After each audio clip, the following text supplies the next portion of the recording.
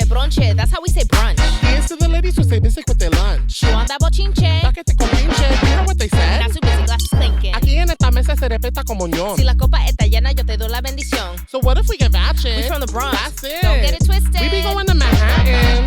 Be a queen. Be a boss. Ladies who brunch and pop it off. Hey, we pop and pop it off. We pop. All right. The episode's about to start. What's up, everybody, and welcome to another episode of Ladies Who Bronche. I am Julissa. What's good, everybody? This is Skittles, and today is a very special episode for me because one of my favorite people in the world is joining us. She is a singer. She is also a writer. She's part of Team Skittles, writing some of my episodes, some of my videos. But most importantly, she is the lead alto vocalist for Pershing's own U.S. Army band, Sergeant First Class Jibril. Who the fuck are you? That sounds very good when you say it all like that. So, you just introduced the hell out of me. I'm one of my best friends. Julissa and I, we've all known each other since high school, and we've been rolling together since we were, 14? Yes, 15? Literally. So, like you said, I write for, Skittles Music TV. I sing. I'm in the United States Army Band. He just introduced me by my new rank, Sergeant First Class. Yeah. And I sing in the group The Army Voices. So I sing alto in that group. And yeah, that's what I do for a living. That's what I'm about. Yes. So tell us, so you touched a little bit about high school. I'd love to hear a little bit about childhood Adiza and what got her into her artistic self. Tell us a little bit about that time in your life and how you've evolved into this full fucking sergeant in music.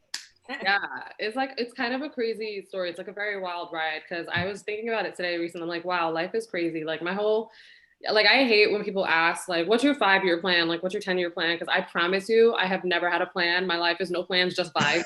I'm truly just kind of mostly been feeling things out day by day and winging it.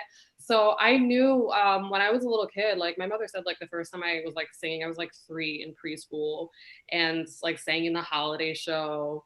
And I just remember thinking when I was little, I was oh, everybody could sing. I thought it was talking. So I was oh, this is just what you do. And then when I realized oh, it's a talent, people really appreciate it. And I really like doing it. So I just always remember kind of just following that feeling, anywhere I could go, anywhere I could do that activity, anywhere I could be on the stage, be doing something. I basically just followed that. So I did a lot of in elementary school, I was in the chorus, the PS22 chorus, which is now that has that YouTube thing. They have a whole YouTube channel.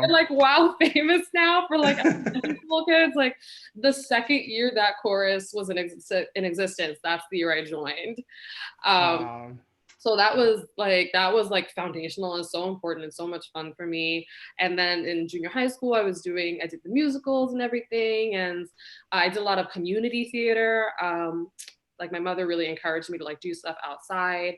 And then when it came time to go to high school, I had the choice between going to Curtis, the IB program, which is a zone school, a school that was in my neighborhood, or LaGuardia. So I had auditioned for LaGuardia and I'd gotten in, and oh, yes hand, bringing back the yes hand. Yeah, so fine, So I had auditioned, and it was really funny because my mother is actually an alum. She went to music and art, and she started out as a vocal major, and then she switched to being an instrumental major. Which I was why would you do that? But okay. So she had actually gone, but she didn't really want me to go at the time. She was oh, I'm gonna let her audition.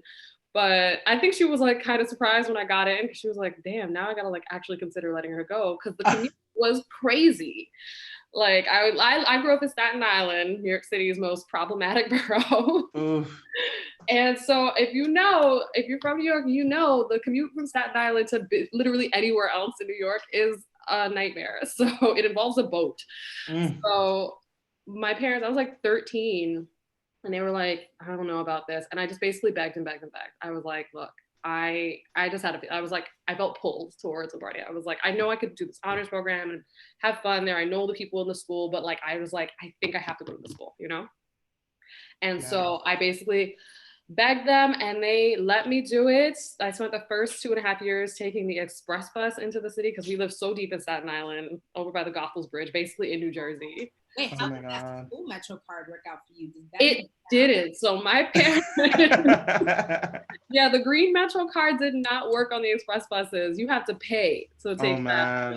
$5 one way. And so my parents every week would get me a $25 regular Metro card to go with my green Metro card. And in the morning, because we live so far from the ferry, I would take the express bus straight into the city, get off at Times Square, get on the one train, and then drop off at Lincoln Center. My God. And then in the evenings, I would do the whole train to the ferry to the bus thing. And that usually took at least an hour and a half, an hour 45 generally.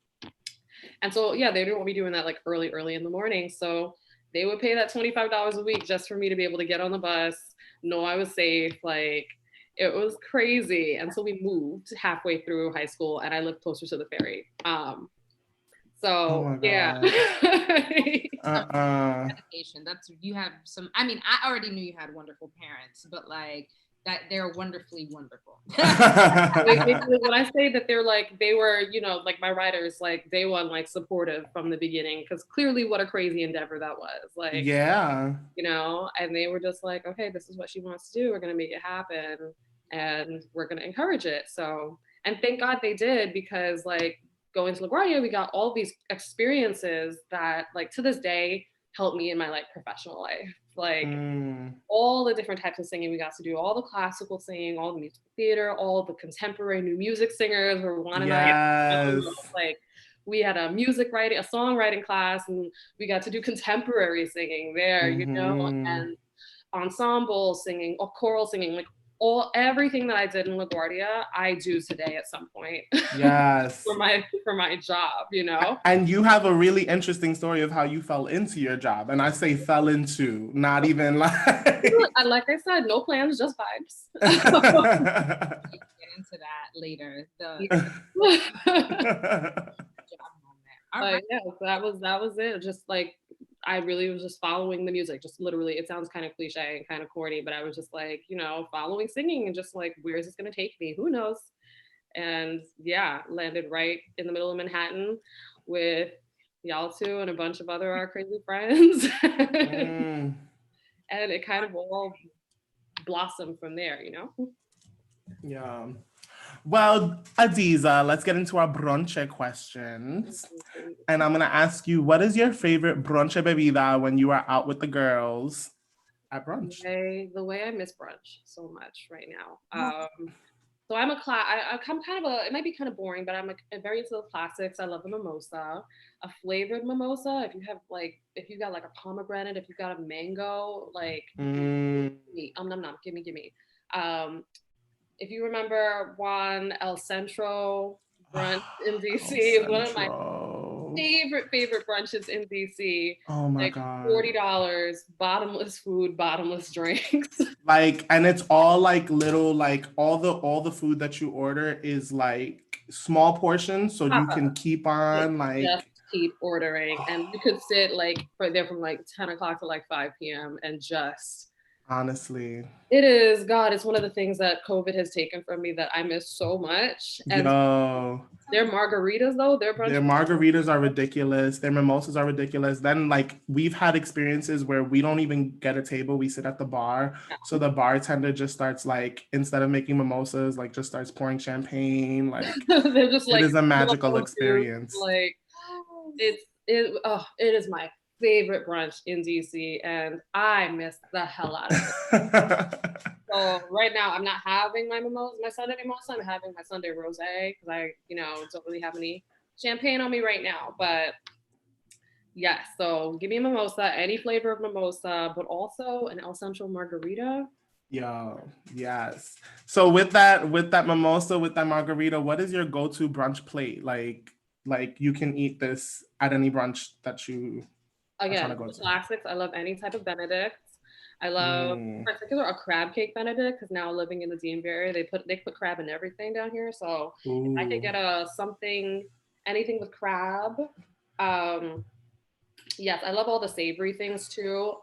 Shrimp and grits is one of my favorite dishes like on earth. So if there's shrimp and grits on your brunch, that's the second person this season that has said they fuck with a shrimp and grits like that. Grits, give it to me. Okay. Yes. I need like lots of garlic in my shrimp and grits because like if it's not buttery and garlicky, then like buttery, garlicky, cheesy. Yes. Put it all in, everything you got, put the whole spice cabinet in there. I want it. Okay. My only thing is that some of the brunch spots be fronting on you and they give you like 4 little shrimp. And I'm like, come on. That's true. Plate of grits. Yeah. You know, like, especially if the shrimps are small, exactly. Don't be stingy. Don't be crazy. Yeah. Don't be stingy. Crazy. I feel like that's a personal affront.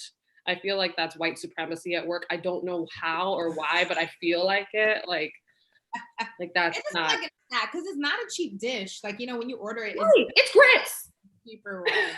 Grits is already like the cheapest food you could get. Like, I'm like, yeah, I know shrimp is kind of pricey, but them grits ain't cost you nothing. Nothing, okay. I want at least 8 shrimp. Right. Thank you. And you say 8, and I think that's being nice. I think 10 should be I think there should be 10. Yeah, depending on the size of your 10, yeah. Give me more. 8 to 10, solid. Okay. Low key, shrimp is that kind of food where it's like if you're getting full, you're like, I'm not gonna eat anything else, but I'm gonna finish this. I'm gonna finish this. I'm never gonna shrimp on the plate. And let's factor in tail length too. Like if my shrimp has a bigger tail, then I should get more shrimp. Right. Also, if you include the tail, like the shell, in my dish, are you making me work? Give me more shrimp because I have to do labor. I have to work for this shrimp. This is my hill to die on. If I'm in a restaurant and I'm eating a dish that involves shrimp and a fork and silverware, okay, and I have to dip my hands in the food to eat my meal, I want more shrimp. First of all, stop doing that. Stop doing that. It's like, stop making me get my hands messy. I very viscerally respond to that. Like, yes, it is really problematic. And I think I actually just get upset. I'm like, you're a full restaurant. Why is there any shell on it? Why are there shells in this? Actually, if I'm not having part of the flavor and you're trying to like trap some sort of like, unless there's a method to it, like, please, if I'm paying, like, can you please finish the job, cook the whole meal, take the tails off the shrimp. That's all. Take the tails off the shrimp. 2021. That's the energy. Yes. For the next year. That's my new campaign. Amen. Amen. So tell us, Adiza, what was it like going out to eat when you were growing up? Growing up, I feel like we didn't go out to eat a lot unless it was like special occasions. Although I have a lot of early memories of like takeout from like particular places. Like my dad used to bring home like takeout from like Chinatown a lot. Like he used to love getting like calamari from Chinatown. But like generally it was more like, oh, it's a special occasion, somebody's birthday. It's, we're celebrating something. So it wasn't like a regular, like every week or every day occurrence, But I do have a lot of memories of like my mom taking me out with like certain like friends of hers. And like one of the things I really like loved about like my growing up experience was like my mother was like very into getting me to try new things like all the time, So I have memories of being taken to like a Turkish restaurant for the first time when I was like 8 and like trying all the foods and stuff. And I tried sushi for the first time when I was like 9. Wow. Like, yeah, like they were very much like, all right, we're gonna like, this is part of how you learn about the world, and other cultures and stuff. So that's beautiful. My mother to this day has never eaten sushi. What? Okay. And like, we gotta fix that. Yeah. We gotta fix that. Yeah, but yeah, like I do remember a lot of times being like, oh, like, obviously like, let's get McDonald's. Like, do you have McDonald's money? Like that kind of lot. We have food at the house a lot, But yeah, like that. So tell us, what is your favorite bochinche topic to discuss? I feel like whenever we're like really in the mix when we're brunching, it's like obviously our love lives and the mess that they tend to be. Like the general tea between like friends and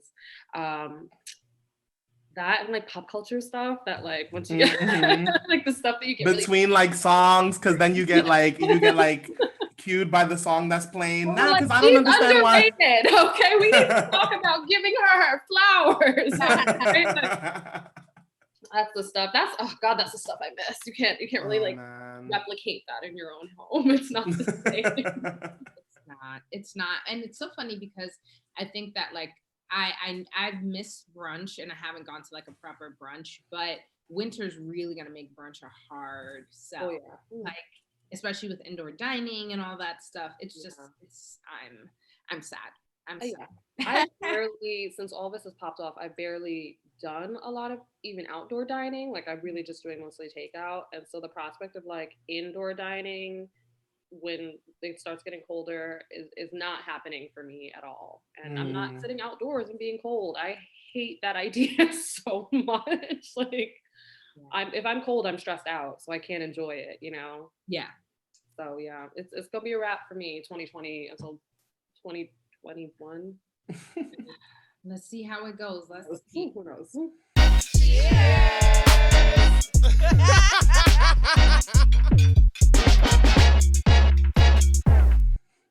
All right, so now let's get into our cheers to the ladies who section where we shout out dope people doing dope shit. This is such a big shout out to Loco Ninja Beauty. Yes. We are so proud of Loco, and like I'm here taking all the, but Loco, I met Loco because of Skittles. Yes. So Skittles for you, I can imagine for you seeing the come up and the change. Like, oh yeah, absolutely. I love seeing him grow into what he actually has become. I feel like from when I met him and we did Pretty Gays, you know, he was still, you know, feeling his swag or whatever, but it still was like very much like figuring out what it was and how he wanted to express himself. And now seeing him really grow into it and like using makeup, but still being very masculine and really repping that femasculine look, I would say even like inspired me in my like, you know, gender expression, because it really is, you like, we need people like that who are just like not afraid to just stand in their, you know, in their own essence or whatever they feel that they want to, you know, put out to the world and just do it confidently. So yeah. Yes. And I think that Loco's done a great job, at least on IG, his content. He's looking always real beautiful, real pretty in any moment. Even when it's a status of distress, he looks very pretty in the picture.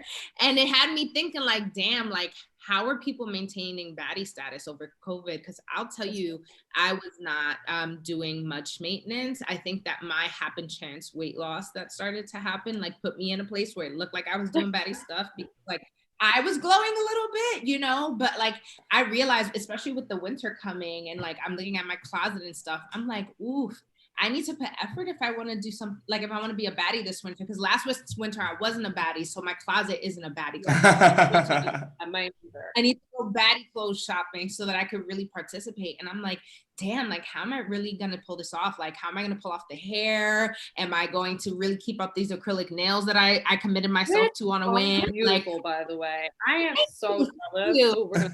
It's my first time. It's my first time. Oh my God, I'm so jealous. You know, but like the moment I had been doing press-ons like before that, and I just get tired of the glue, and I was like, fuck it, I want to feel confident when I'm picking shit up and not like I'm gonna pop off.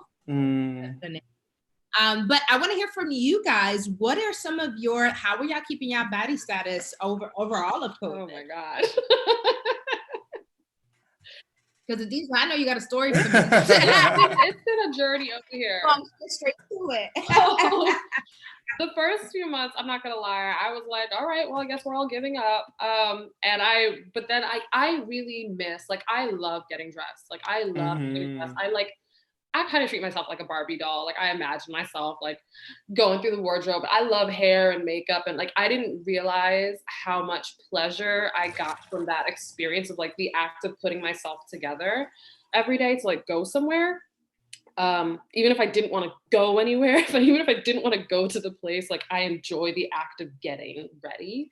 And I didn't realize how much pleasure like that brought to my life until I just didn't have it anymore. So I started thinking, I was like, okay, like I got to figure out what I'm going to do. So I wasn't getting my hair done for a while. My hairdresser was closed. So I was like, okay, I'm still deep conditioning. I'm taking care of the hair, I'm taking care of the natural, you know. I haven't been back to the nail salon in a very long time. So I started getting these press-ons that I can, you know, change the color and everything. And being in the military, which we'll talk about later, but like I can't wear colors generally. I'm really supposed to have clear nails. So I don't wear nail polish a lot, or like a lot of like fancy designs. Like you don't do designs or anything. I don't do that, not until like Christmas, really. Yeah. But I still like to have my nails done, because being a singer, I'm used to having like attention on my hands, and like if I'm holding a microphone and I'm on a big screen behind me or something, it just makes me feel more put together.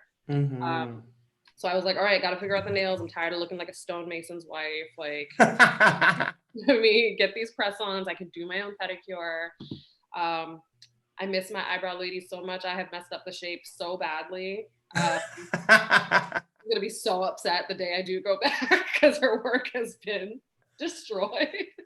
But one of the things that I have learned to do for myself was to wax.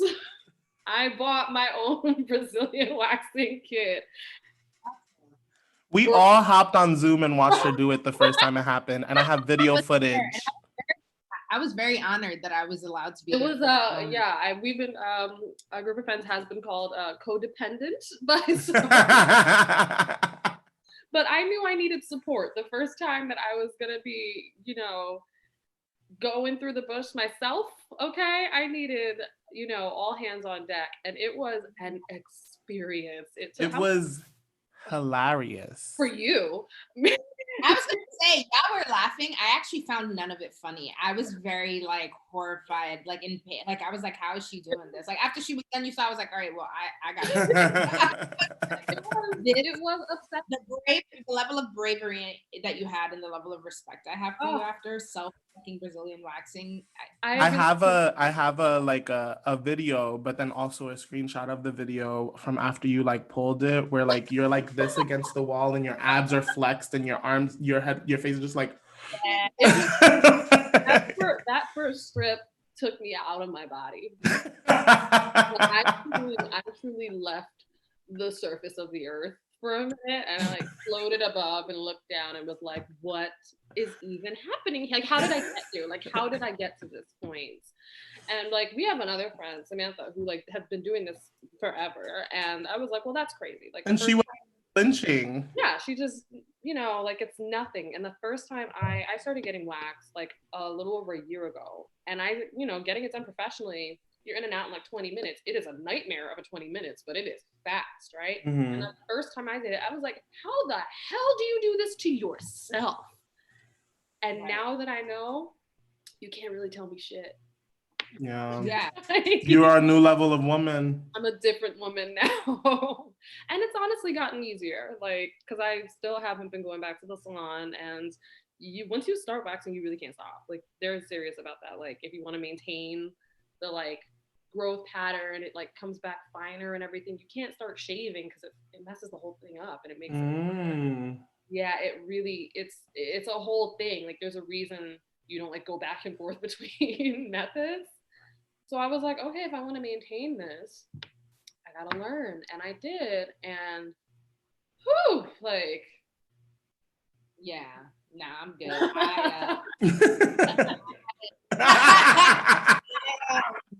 The last time I had ever gotten waxed years ago, I never went back because some of my skin came off. And so I had like exposed skin, which I had been doing waxing like not super frequently, but frequently enough that like it wasn't my first time and I wasn't like acting funny. So it wasn't like I did something, or I don't know what happened. I don't know if the wax got too hot and like burned some of the skin. I don't know what happened. Or did they use, was it hard wax? I think it was strip at that point. So my waxer used to use strips as well. And like when I first told Sammy that, she was like, no. And I was like, oh, is that bad? She was like, yeah. But I never had an issue. But now that I'm like doing it myself, it's hard wax, and I can see why it's a little bit better. And I've done the hard wax before too, because I'll be honest, I never found like one lady that I was faithful to. I was faithful to whatever price. Faithful to the wallet. Wherever I could find the Groupon deal, that's where I was getting my coochie wax.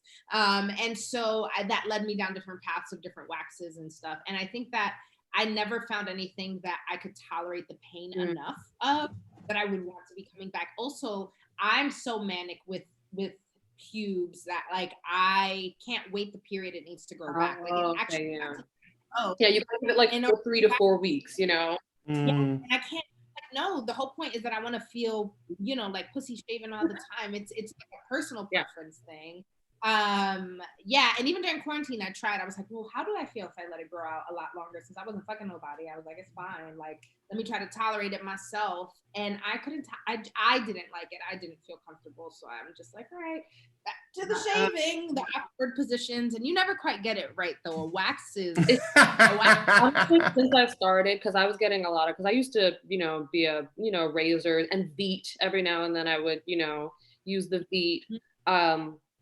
But Veet lasted, like I got like a little bit better results with it because I started using the Veet in my bikini line because I would get ingrowns and everything.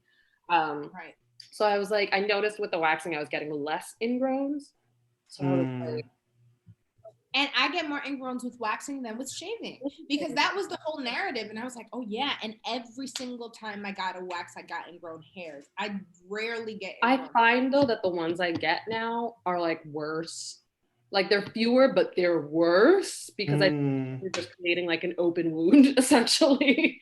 So it's easier for the pore to like get infected, which is like kind of gross. But real, like. But this is how you keep up your baddie exactly. status. Like it's not all sprinkles and magic, okay? It's gory shit, okay? Put all this together. What about you, Skittles? How are you keeping up? I have been working out, so that has been giving me like a little. I worked out. I signed up for this thing called campgladiator.com, where it's like these virtual workouts that happen 5 days a week. At different times. You can either go at like 6 a.m. or you could do like the happy hour. I usually do the 4:15 on Monday, Wednesday, and Friday. And it's cool because every month is like a camp. So the first week is like community week. The second week is like strength and agility. The third week is like peak week and all that stuff. So I started doing that, which has really boosted my like sexy and like the endorphins and all this stuff.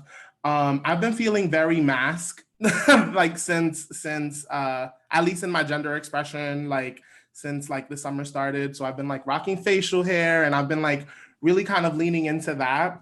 And I think that that's really been feeding into my confidence, which has been then like translating into like me keeping up being a baddie during COVID, because it really is just about like loving on yourself, and then that will be kind of what gets projected out into the world. And then in terms of hair removal, I am a nair girl. I've been nairing lately. I don't know if people have noticed, but like maybe I haven't done a video where I don't have my chest hair in, but like I haven't had chest hair for a minute because I've been nairing and stuff. But the danger with nair is possibly burning yourself. Yes. And I almost burned myself on my chest like before we went to LA a couple of weeks ago. I went to like nair everything, and I almost burned my chest. And then I had like a strip of hair on my back because there was a part of my back that I couldn't reach. So I was like struggling. But yeah, that's really been what I've been up to. Like, I know it sounds cliche, but working out has been my cute little keep up. Like you've been killing it too, because like we have like our challenges and like our group chats and stuff, and he's like every day he's like day 1, day 2 done, and I'm sitting there with a piece of pie, like wow. And even when we go on runs, let me tell you, Skittles be in his stride, and I'm like, oh, this bitch. I'm like, look at her go. Who's chasing you? I have a whole entire army. Like, I had to go to a doctor's appointment recently, and they were like, it wasn't a doctor, it was like a wellness body assessment, full body like assessment. And they were like, what's your life? What's your lifestyle looking like? And I was like, I'm not even gonna lie, it's pretty sedentary right now. I stretch sometimes.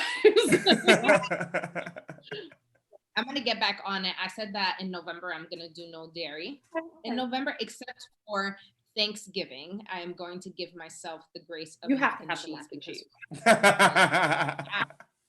Take a lactate because it's gonna be rough on the system. Oh, I know. Oh, yeah. Oh, because girl, when we did that vegan challenge, the transition back was my body was very clear that I was what you're reversing back into, bitch. That's You're gonna hurt. Feel every fucking feeling of it. Anyway, so yeah, I'm gonna try to do no cheese. I'm gonna do it on Thanksgiving. No dairy or just no cheese? Okay. No dairy at all. But I feel like, especially because, like, you know, when you think about a lot of dishes, we don't really use much, and we don't even really make mac and cheese. My sister because we like mac and cheese, but. Oh, can I have some? All right, so now we're going to move into our Tuta Loca Es section where we call out motherfuckers who are doing the most. So, you know, I feel like things happen on social media in waves and explosions, and all of a sudden it's like, oh my God, a thing is happening, and it feels like it's new. But then when you do even a little bit of research, you realize that these issues aren't things that are new. They're ongoing issues that have had buildup. And there was just this inciting moment. So I'm referring to Nigeria and the End SARS movement. I follow an Instagram page called West African. And so sometimes, like, every once in a while, they'll like post a thing that'll talk about something that's happening in a particular country. And I always feel like, oh, that's dope. Like there are pages that are doing that because I don't get that anywhere else.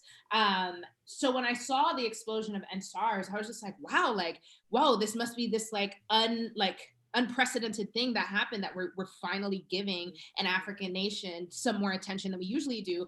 And then when I did more research and I was thinking about the parallels of like this idea of like, yes, abuse of power through the police. I was like, why does this feel like new? Why weren't we like writing for each other in a way not that new? You know, and that's not to damn us in a way where it's like, listen, better late than never. I think people are like learning, and that's wonderful. But even myself, as somebody who wants to be more informed in general, I'm like, damn, I kind of feel weird jacking it. Like, because I definitely saw how they were supporting Black Lives Matter and doing protests for George Floyd and Breonna Taylor. So I was just kind of like, damn, that sucks. Like, I'm glad that this moment is happening in terms of us getting awoken to it, but I also want us to keep that energy. Like, what are the outlets? Like, who are we going to for this news if our news outlets aren't prioritizing that news overseas? Anyway, I had that big surge. I'd love to hear your guys' initial reactions and seeing when that news came out. And by the way, it's not just Nigeria. There's so many other countries that are going through things. So actually, even before we go into it, Skittles and I told Skittles, I just want to read off some of the things that are happening in other countries, because like I said, we know what's happening in Nigeria more so than a lot of the other places, but I don't think it is fair for us to repeat the behavior of acting like anything else that happens is a surprise. We should be aligning as Black people across the diaspora and understanding what our liberation movement is, because when you, not to be dramatic, but when you think about even our revolution of independence in this country, it came during a time where France and other places were having this revolution. And so if we are truly having a Black revolution in this world, then what does that look like and what should we know? Anyway, so Skittles, if you'll take the first one. Pause. We're reading this one? Or what? Mm-hmm. Yeah. Okay. So Liberia. Rape has increased by 50% in Liberia during the pandemic against young women and children. Over 1,000 cases of rape have been reported within the last 10 months. Rape has been a growing issue since Liberia's 14-year civil war from 1889 to 2003. President George Weah has declared rape a national emergency. In Nigeria, SARS refers to the Special Anti-Robbery Squad, a controversial Nigerian police unit that attacks, extorts, and kills innocent youth. There have been nationwide protests demanding an end to police brutality. In Namibia, Youth have been protesting, demanding immediate political action on sexual gender-based violence in Namibia. There have been at least 200 cases of domestic violence reported monthly, while more than 1,600 cases of rape were reported within the past 2 years. In the Democratic Republic of the Congo, armed groups have been brutally attacking innocent civilians, causing more than 50,000 people to flee their homes. A great number of these people are children who do not have parents or guardians. Many people are becoming victims of rape, killings, kidnapping, and sexual violence. In the Ivory Coast and Ghana, there has been an increase in child labor and child trafficking in Ghana and the Ivory Coast. Children are trafficked from Burkina Faso and Mali to work in Ghana and Ivory Coast on cocoa farms as slaves. And in South Africa, South Africa battles against gender-based violence and rape. It is estimated that at least 40% of South African women will get raped once in their lifetime. That's crazy. So a lot of heavy shit, like a lot of heavy shit. And admittedly, like I have an issue with the way sometimes people like to paint African nations and only talk about bad shit and only talk about poverty and all that. But I think that the importance of understanding some of these issues, take the Democratic Republic of Congo, some of what's happening there is actually tied to something that they're mining there that's used to build technology and phones and like things for science, right? And the science And so when you think of that and you're like, oh shit, that's happening, but don't think that it's just like people in the Congo were like, we're gonna turn against each other as a nation and we're gonna fuck each other over and kill.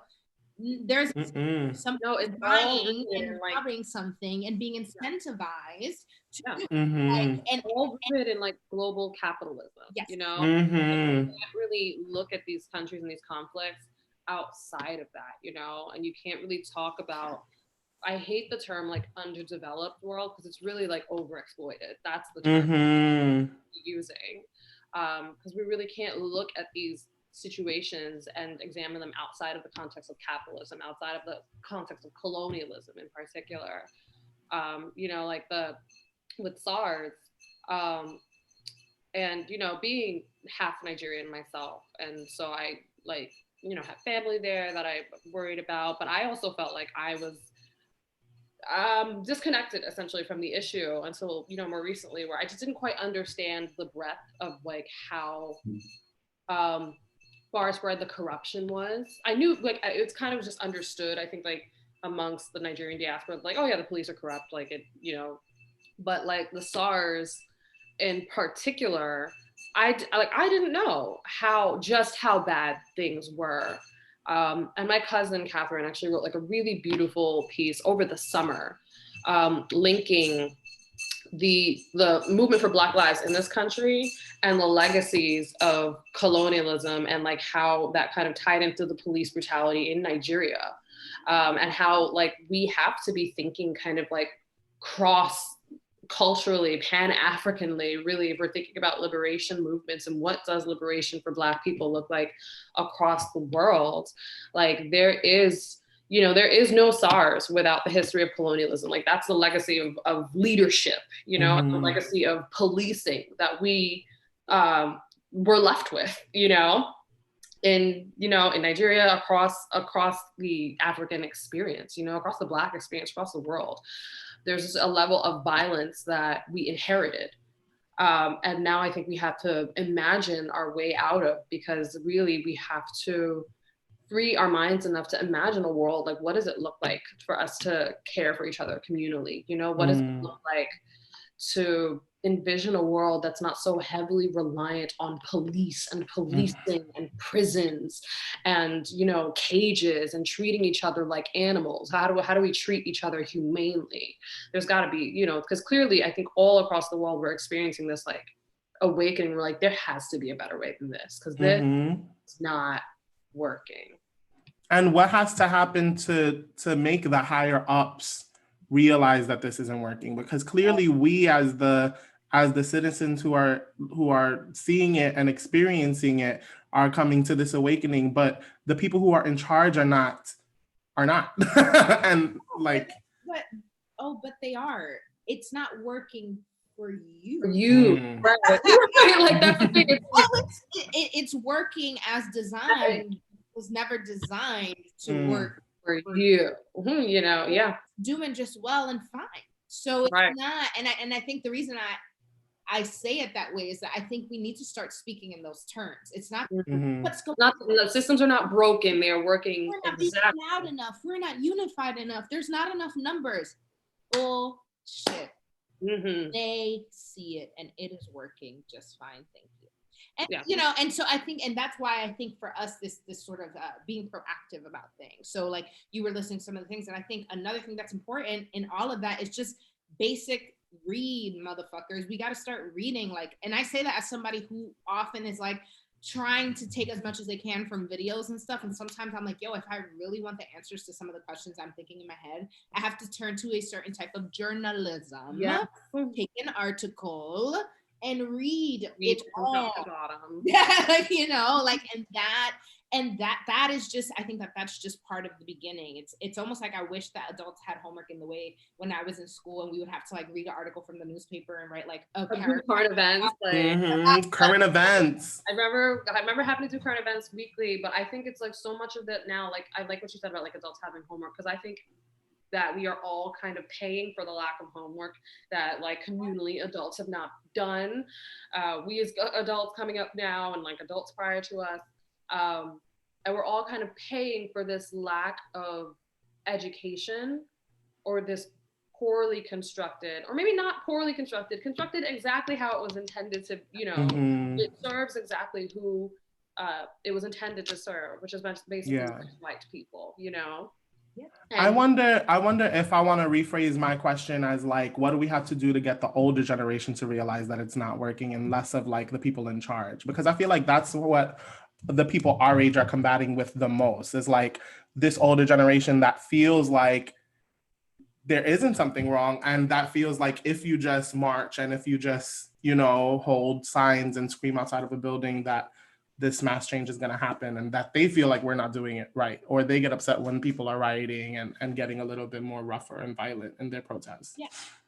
And to that my answer is, you know, y'all had a certain level that you were trying to penetrate, and you had a certain level of resources and voice. We are talking, you know, years in advance, where it's not that much has changed about how white people or the system has gotten better or worse for us, but the fact that some of the loopholes, the things that like quite literally are the line between us still being literal slaves to this fucking country, and not that some of those slight loopholes that present themselves give us opportunity to be on the internet, to have voice, to be self-starters. We have a big burst of Black and Latinx entrepreneurship right now. Like these things are happening in the loopholes. And so that's different. They didn't have as much as that. They had some of that. In fact, it was the opposite. It was a community. It was a Black community. I'm speaking to the United States specifically, of a strong Black community that was built and was repeatedly torn apart because it was being built with a strong foundation, even with a lack of a head start due to slavery. Like it was just a strong foundation. That's why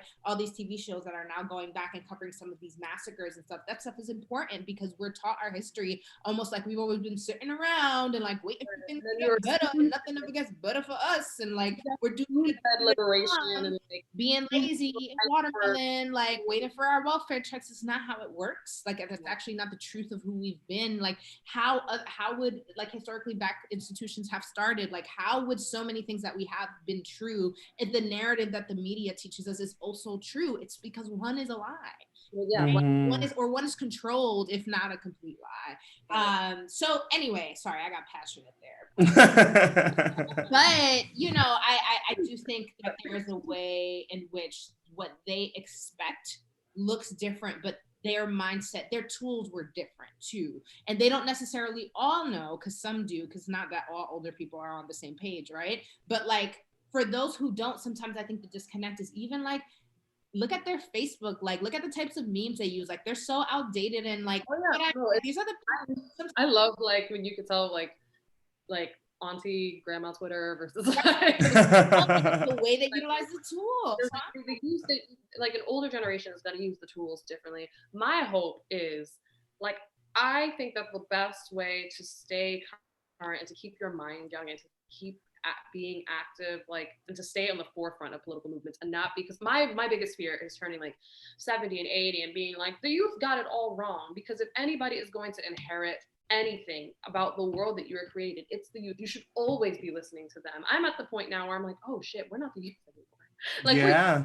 we're young, but I have a natural instinct, I think we all do, to like kind of write off Gen Z and their dumb memes and like their dumb activities that we think are dumb or whatever, but like they are carrying a torch that we aren't, frankly. And they're the zeitgeist, and they're the culture and taste makers pretty soon.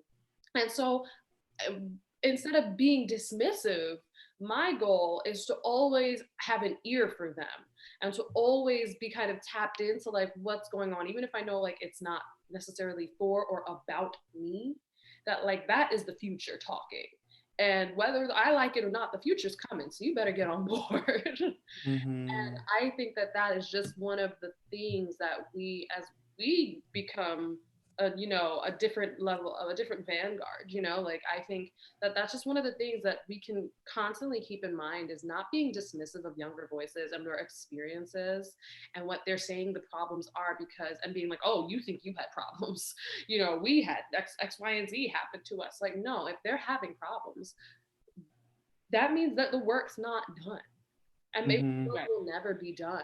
But at least if you need to know what direction you need to be moving, you need to be listening to them. This is the people that are coming behind you and are like, here's the mess we've been left behind with.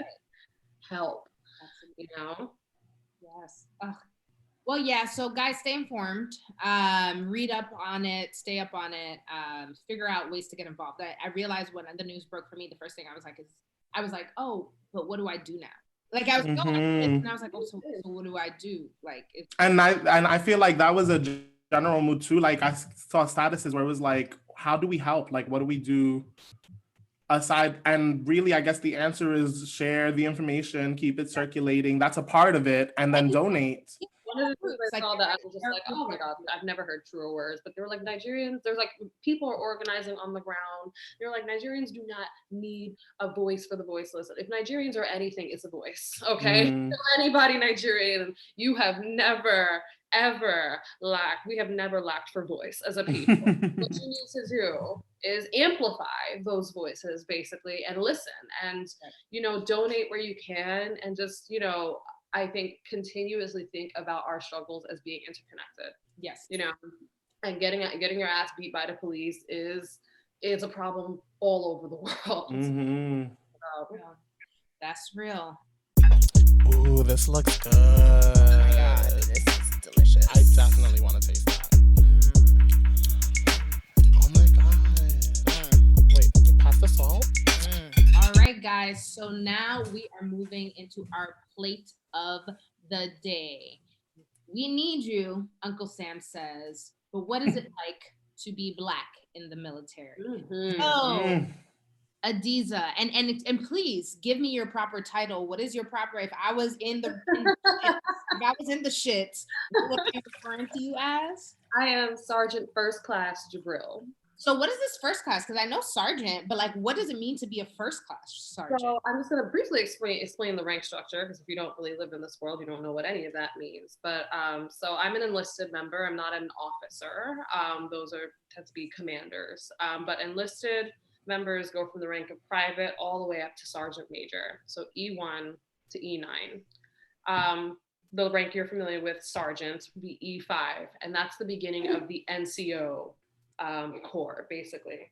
I'm sorry, my dog is doing something weird, but she's fine. So yeah, E5 is the rank of sergeant. So I'm in E7, sergeant first class. The rank in between, the rank I just moved up from, was staff sergeant. So I came into the military as an E4, as a specialist. And I joined with a bachelor's degree. So joining with a bachelor's degree generally would grant you that rank. So you get to skip a couple levels on the junior leadership. So once you hit NCO, non-commissioned officer, that's generally like you're coming into real leadership roles, essentially. So I join the Army band. And so when you join the band, when you join the special bands, you join as an E4 at first, and you spend a couple months as an E4, and then you rank up to E6. So I was a staff sergeant for 7 years, and I just recently got promoted to sergeant first class. Amazing. Congratulations. Thank you. That's incredible. But before all this, because I tell you, when Skittles had mentioned that you were in the military for the first time, and that was new information for me, I was like, oh, really? And I was like, but I love it. I always refer back to Cadet Kelly, because that's literally like the image that you get when you see, if you see Adiza on Instagram versus Adiza when she's like in her like ACUs or OCPs, yeah, all like her fucking costume and shit, like her uniform. Right. It's two different, like, it's so funny to see, but yeah, I'm sorry. I always think about Cadet Kelly. I just mean that to say, like, it took me aback, because when he said military at first, the first thing I thought was like, oh, she's going to war, like she's on the battlefield. And then he's like, oh no, she's in the choir. And I was like, oh my God. It's so funny, because I was just like, because you could hear me saying it. Nah, she's in the choir. I just had this conversation with my grandmother, because when I was telling her about getting picked up for promotion and everything, and she was like, we're talking about it. She's like, I'm so proud of you. And when I first heard that you were joining the Army, she like panicked. And she was like, she figured I was, going to be deploying and stuff. And she was shocked. A lot of people were shocked when I said I was joining the Army and military in general, because if you knew me, like no one saw that coming. Again, no plans, just vibes. Okay, like just feeling it out day to day.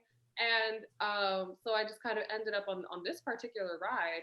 But the military was never an aspiration or a plan of mine ever at all whatsoever. So yeah, this shocked a lot of people.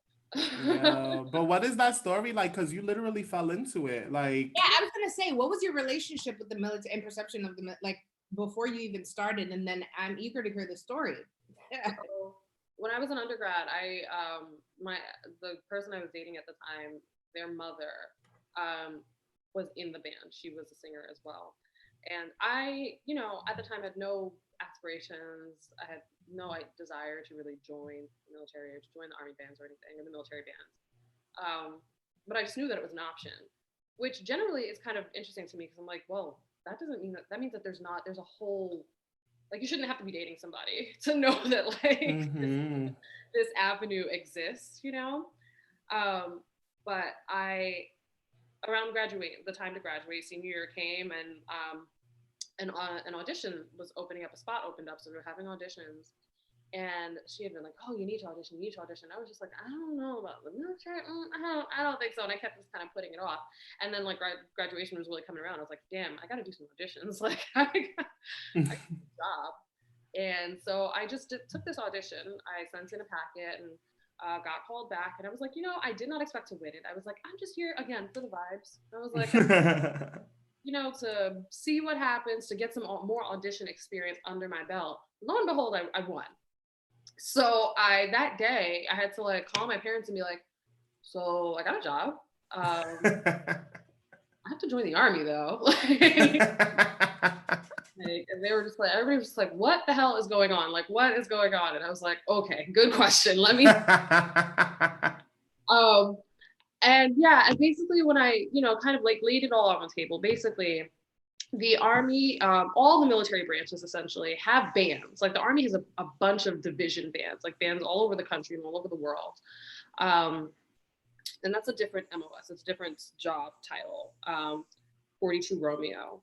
But then all the military branches have special bands that are stationed in and around the DC area, and we're permanently stationed. So like the division bands, like they move a bunch, like they kind of live like the more traditional Army lifestyle, like every 2-3 years you're picking up your PCSing, you're going somewhere else. The special bands are basically a bit more professionalized.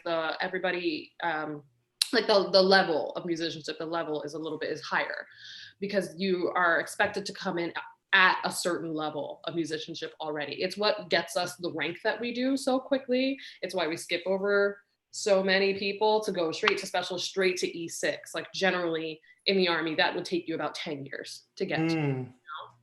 E6. That's crazy. Yeah, but the thing is, it's like we don't, after we go to basic training, after basic training, there's normally like AIT. So that's where you would go ship off to learn your job. We don't do that. We go straight to work. So most of us come right to our units.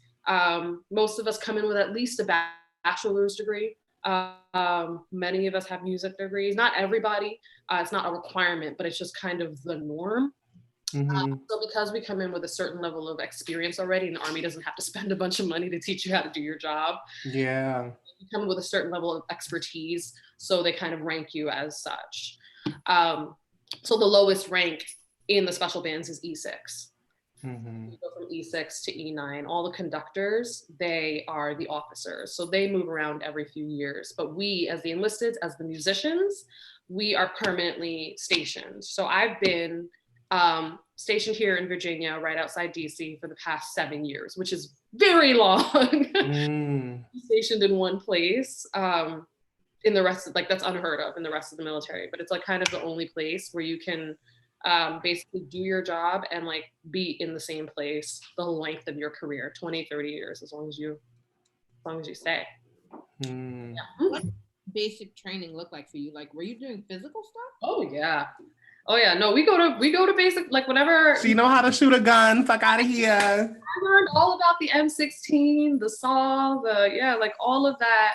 I was in basic training with all these other soldiers, generally like 17 and 18-year-old. I was 21 when I went to basic, which is still young, but I felt so old because everyone around me was like fresh out of high school.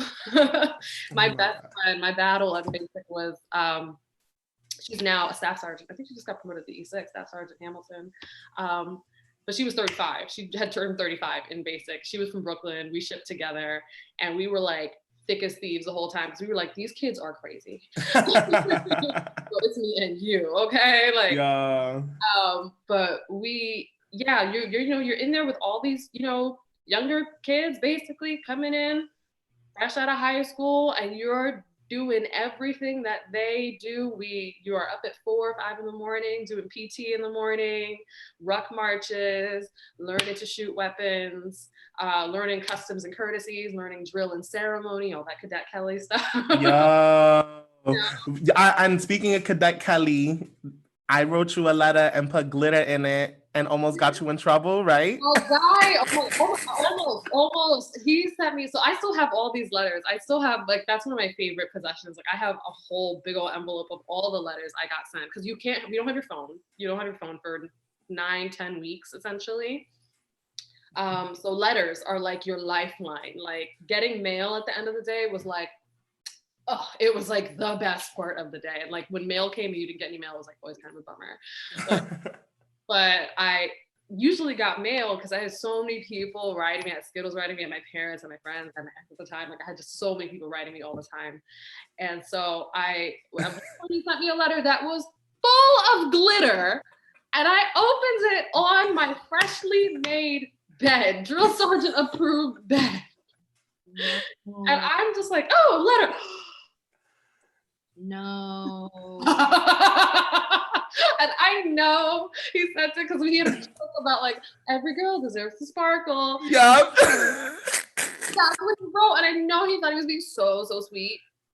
And I like opened it and I was like, I'm gonna kill him when I get out of here. Going to kill him. And did you get in trouble? No, I somehow me and Hannah, I was like, we gotta get this glitter off this bed right now. Both of us just like shake out the blanket, sweep, flip the blanket over. Crazy. Listen, nuts. It's all about the memories. I mean, basic training is funny. Like I tell people now when they're going, especially like when you're joining the band, it's like, just think of it. You got to get through it. And then you come here, you get to do your crazy, cool, glamorous at times job. But you come out of it, it's character building, and you come out of it with stories that you can dine out on for the rest of your life. So So you talk. It's so interesting to me when I hear people talk about the military with so much love and stuff. I'd love to hear a little bit more about your first impressions being in the space and like how maybe some of what you perceived of the military changed over time. Oh yeah. When I was first considering joining and like going through the process, I was like, what does this mean? And I think I had a very like there's not a lot of military history about background in my family. One of my uncles served in the Navy, and he was always very proud of his service, it's like a big part of who he is. But aside from him, like I had never really known anybody who had served and not served like recently. And I think I had this idea in my head. I think patriotism and nationalism have become like one and the same. We've gotten very wrapped up in each other in this country. And so unfortunately, like the military tends to be co-opted by a lot of like some of the worst people, frankly, in this country who want to speak for us. And, everything is support the troops and everything is, but then, they go behind the troops' backs and vote for things that, hurt the troops. And, I think they kind of hold this up as a symbol of what it means to be American, but it's not always a very inclusive definition, if you understand what I mean. Like it's not, and I think that's what that's a story I had in my head, that like the military, I didn't feel connected to it in any way. I didn't feel like it had anything to do with me. Because, like the communities I came from, Black and brown and queer and immigrant, and I just didn't feel like anything in the military, the stories that were being told in the military about the military had much to do with where I was from and who I was from, or who I was. So going in, I was kind of nervous about that. And I was shipping off to, Oklahoma to do basic training at Fort Sill. And, it's a part of the country coming from New York City, I've never been to, I'd never seen myself going to for any particular reason. And one of the things that I learned was like how vast the military is and how truly diverse, like the military as a whole, like there are people from every walk of life. Some areas of life are a little bit more overrepresented than others, for sure. But like the beauty of it, I think, is that like it really does encompass a lot of like what the American experience is supposed to be. Like everybody is there, Black, white, Asian, Latino, gay, trans, like everybody's here. We're a small population, we're a small portion of the country, but we are very representative of the country, if that makes sense. And so that helps me, especially because my unit, which is, we're working on this now, my unit's not very diverse at all. It's predominantly white men. And it's something that we're trying to address and like figure out how we get more, faces of color and women like in the doors through the auditions. How do we get people to understand that like opportunities like this exist in the military? And, I think about it all the time. Like when I go to work, like I'm representing y'all, like I'm representing, New York City. I'm representing all, halal carts on the one train. And that's a story that I think, when people talk about America and representing America, real America, and I'm like, that is the real America to me, And I think there's a part of us like that just means a lot to me, is like reclaiming what it means to be American. Because I think there's a dog whistle that kind of gets blown a lot when people are talking about real America and real Americans and, the heartland and stuff. And I'm like, that's not my experience at all. But like, you're not going to tell me you're more American than me when I have to wear this uniform every day, Right. And I wonder, and I love that you said that about the diversity in the military, because I often sit with myself and I wonder, like, is the military actually an inclusive place? Because you think about when you were talking about how like people use the lingo in supporting troops and stuff, like when you hear the government talking about policy, and yes, I'm talking specifically about Trump and some of the, fucking transphobic policies that he's tried to reinforce, I wonder, like, what makes it so easy? Like, is this system such a system that is super inclusive and it's actually a happy camp that's being misrepresented, or are there things that are problematic in the military, even outside of just like the idea of war itself, and if we should be in war and invading countries? I'm curious your take on that. It's not, I wouldn't go so far as to say like, oh, everything's fine here, this is the utopia, this is what, this is what America's supposed to be. Like, there are significant, cultural issues that we are kind of facing down every single day. And then the military is kind of, it's a large old culture. And I always think about like when you're trying to like imagine trying to like turn a giant yacht, you're not, like it's like culture change, culture shift is slow, but it is happening. It's happened since I've been in, and that's something that's made me, that's been really heartening to see. And also it's, as younger people keep coming in, that's one of the more interesting things. It's like the military like younger people are its lifeblood. The youth are what keep this thing running. And so you come in with different ideas about what it means to be a person in the world. So you can't ignore it. You can't ignore them. Like I was saying before, like that's the future. And if you don't want to get left behind, you better get right with it.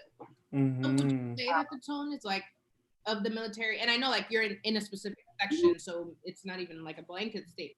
Yeah, I can speak for the whole military.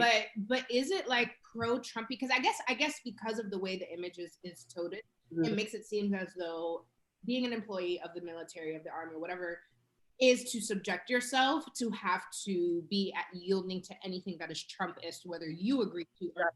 And I feel like that is a big conception that people have, though. Yeah, it's a misconception. The thing about the military is an apolitical organization. We are not political.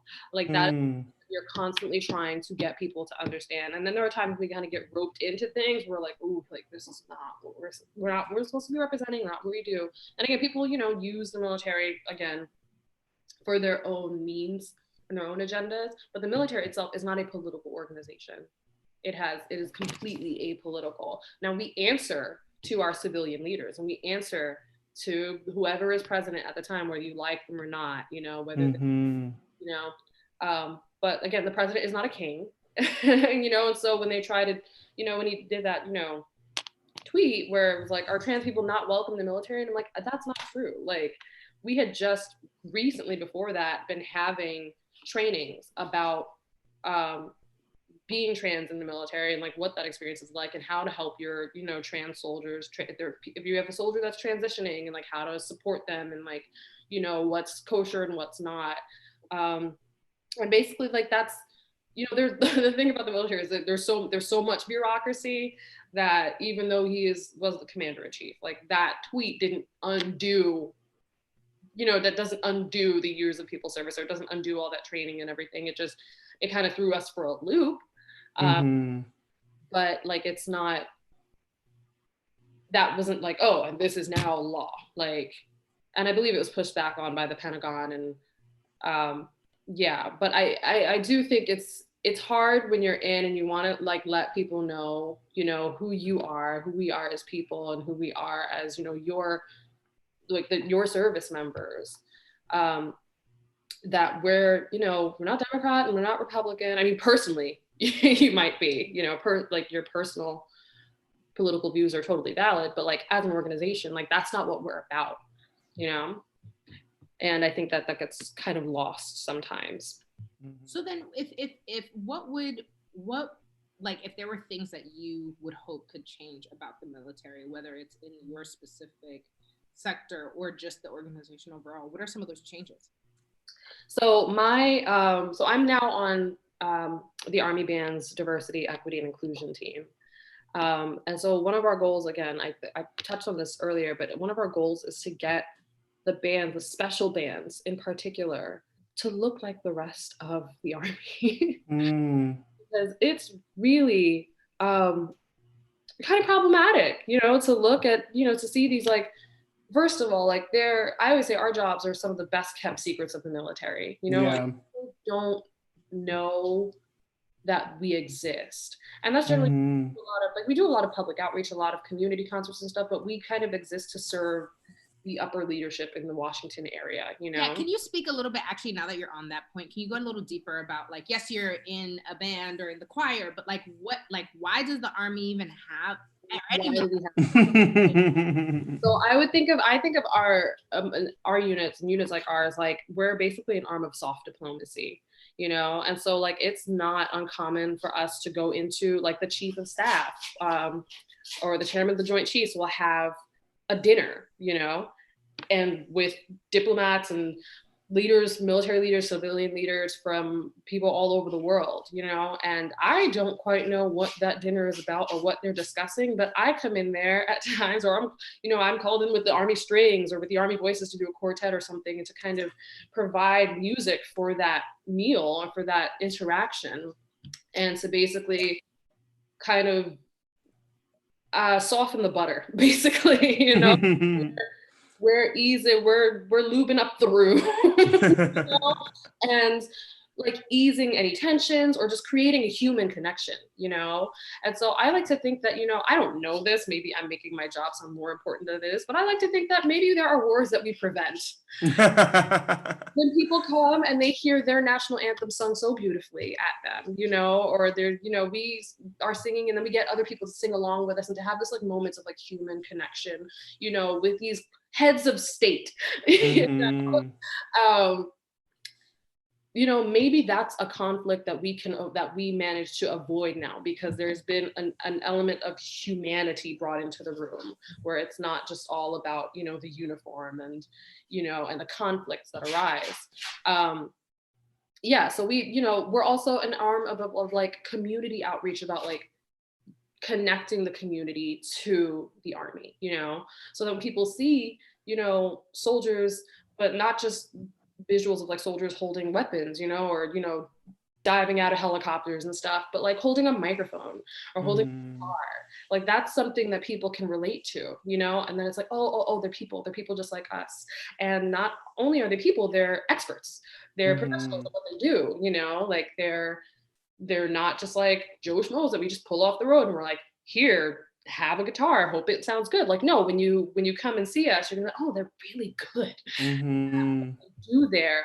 And does that mean that they're also really good at everything else? All these other jobs? Like, is that the level of training that is, you know, the level of excellence that is expected of, you know, that we can come to expect of our military? And so that's kind of, you know, that's, you know, one of the many reasons, but I think those are some of the most important. It's really about building community relationships, and then building, like, helping facilitate relationships and communicate certain things about our culture and about who we are to the rest of the world. Yeah, I wish that you guys were able to do things like what I had the pleasure of having Adiza visit my classroom one year. And she actually visited like my worst class, but that ended up being the one class that had a student of mine who they used to call him Army Bound, because like he was just like dead set about going to the Army. And then I remember as he grew older, there was some reason, I don't know if it was eyesight or something, that was like said that was not going to be the path that he was going to go on. But I still even was encouraging him to look into like the Army band and stuff like that, because that was the first time that he was exposed to this idea that he could follow that career path, go into the Army and still do something that he really was passionate about, which was music. Because you don't hear about that at all, especially when, you know, you're a high school in the South Bronx, and they do send the recruiters there, but they're not advertising. Well, often the recruiters don't even know about, they might know about division bands and stuff, but like the special bands. And I think it's really important, again, the diversity aspect too, is like, it doesn't look great when one of your, I hesitate to say better, but frankly, better opportunities that the military has to offer. If you want a relatively stable life as a creative, as a musician, like a lot of my colleagues, like we have, you know, we buy homes in the area, you can build a family here, you're not subject to like having to pick up and move every 2 and 3 years. And so you get a certain amount of stability where you can teach on the outside, you can gig on the outside, as long as you meet your Army obligations.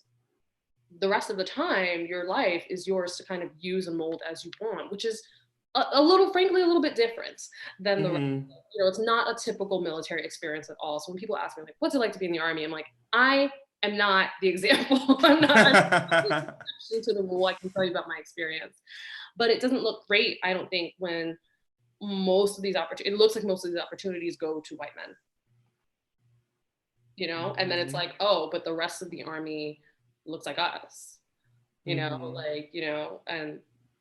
and even watching that like promotional ceremony when you did get promoted to Sergeant First Class, you were the only Black woman and you were the only person of color in the whole lineup. So I don't know, I look forward to your influence being that brings more diversity onto that stage so that we have more Black Sergeant First Classes. Is working hard. We're trying really, and it's going to be, like I said, it's not going to be like an overnight. I think there's a lot of I think now that we're kind of having these cultural conversations in cultural institutions across the country, right? Like diversity is suddenly really important. And it's like, we want to see more faces of color like today or tomorrow, like how happen.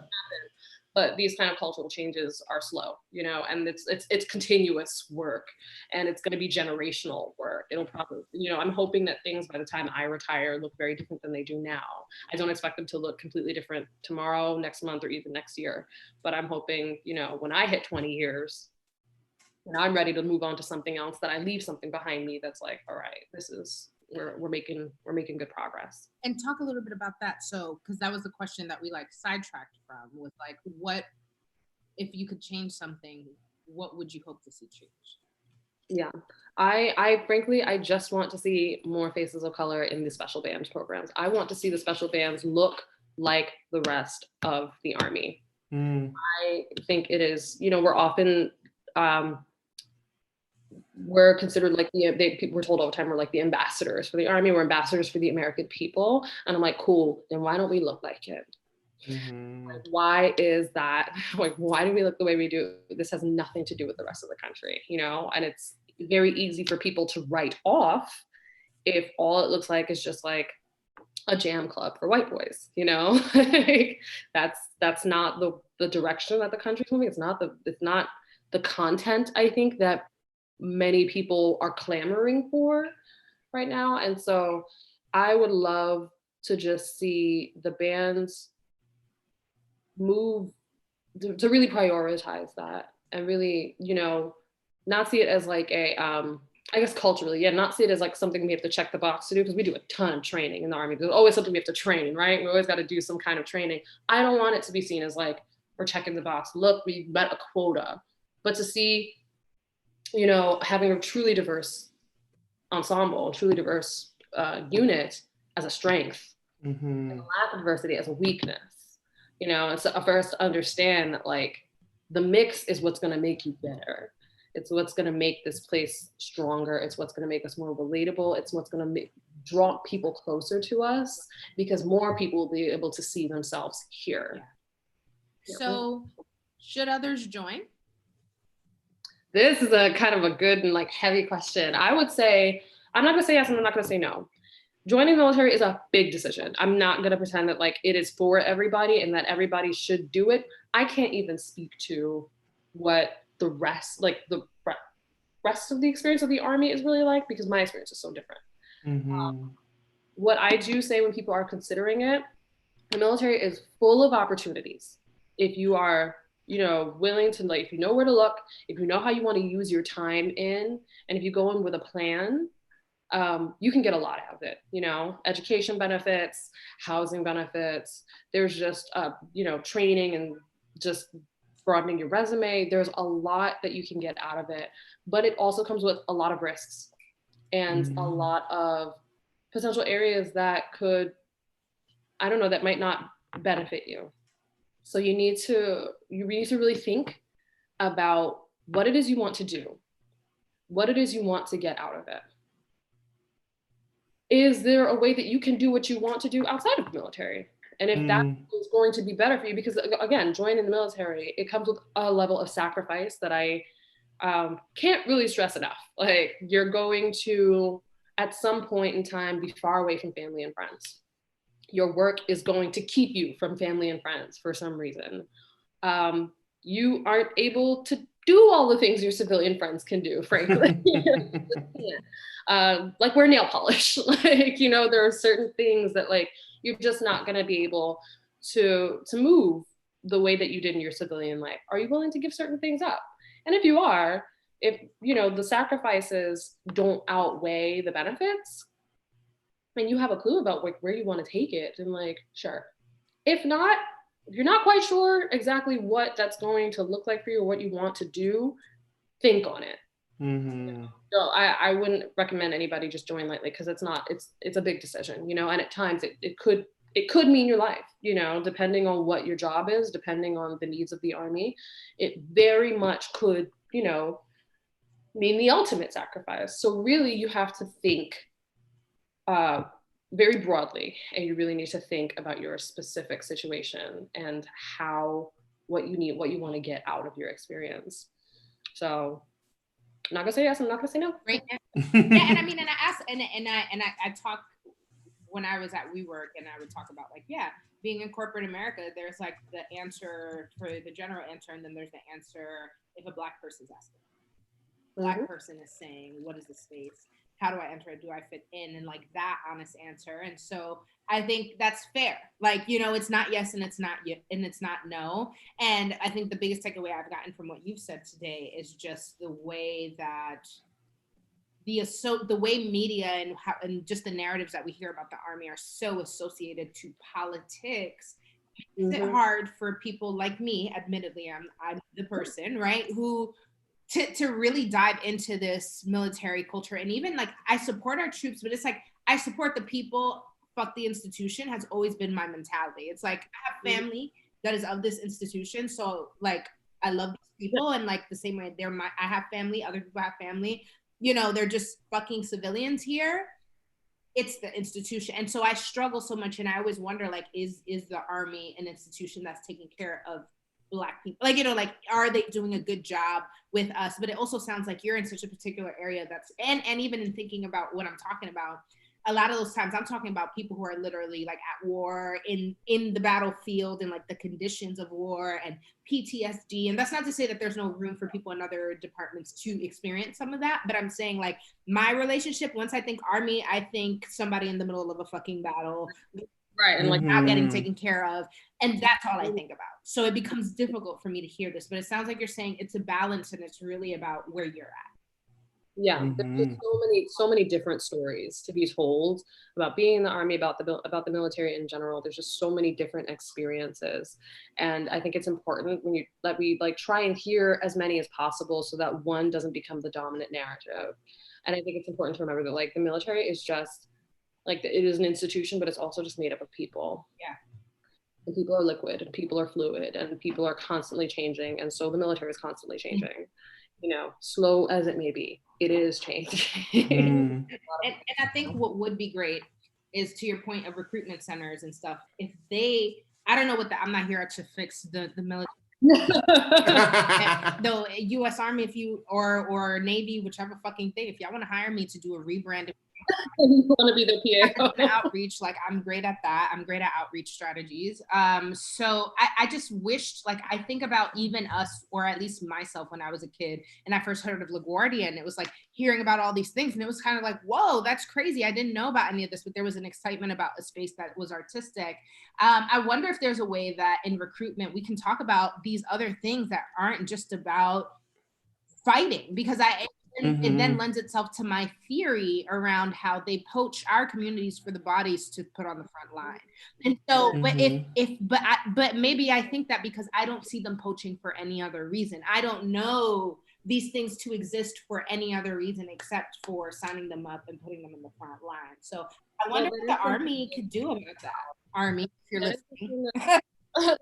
No, that is something that's a really important, you know, because I see that conversation happening more and more online about like recruitment and recruitment tactics, you know, in poor Black and brown neighborhoods versus like recruitment tactics in white neighborhoods, or lack of recruitment tactics, you know, like what is our experience, you know, what does what do our first interactions look like with the military versus like what does you know, kid from Beverly Hills' interaction with the military look like? You know, it might be different, you know. And again, I think it's just really important that, you know, if we're so represented in, you know, the ranks that get put into like the really dangerous situations, you know, and I'm like, then we should have as much representation in the kind of plushy jobs, you know, and the kind of, you know, and most of the jobs in the military are not combat. Like that's something that I don't think a lot of people realize. Like most of the jobs are not combat related. You might be attached to a combat unit at some point, but you're not actually an infantry person, you know. So there's literally, I know this, one of our speaking points, there's 151 MOSs, there are 151 job options in the military, including mine. So I think just more knowledge about who we are, and, you know, what the options are. And just letting people know, like, we're here and we're something different. Yeah. Yes. And you're serving this country, and we appreciate y'all. And we thank you yes. for the service that you do give. I'm really grateful that you came on here today to talk about this experience and shed some light. Adiza, where can we find you? Drop all the shout outs. Yes, you can find me on the Instagrams. I am Django Jane. That's DJANGO Jane.Jibril, JIBRIL. Yeah, on Instagram, on Twitter, I'm at Jesus Christ, DIZUSCHRIST. I just started tweeting more, so I'll be tweeting sometimes too, you know. Yeah, she got a Twitter. She be tweeting. You be writing sometimes. I feel like Facebook is the closed like circle, like group of people. You be writing shit sometimes too. I do. Yes, I'm on Facebook as well, and I'm I guess I could plug that. That's just my name, Adiza Jibril. So it's cool. I tend to not accept a lot of strangers. Oh yeah. Oh cool. No. I just. Oh no. Oh no. That wasn't me trying to get you to get. That was. No, right sometimes, and we're. Yes, definitely check out Vino and Grievances. Yeah, I was trying to get at. I'm plugging myself also because I haven't written as much lately, and I really need to get back on top of it. But Vino and Grievances blog.com. That's where a lot of my writing lives, and I'm about to get back on top of it and start tip-tapping, typing fast again because my spirit needs it, you know. Yes. Skittles, where could they find us? Yes, you guys can find us at Ladies Who Brunch on Instagram, Ladies Brunch on Twitter, Ladies Who Brunch on Facebook, at Julissa on Instagram, and at The Real Skittles with a Z at the end on Instagram from me. Yeah. Thank you guys so much for tuning in today. And until next time, don't check.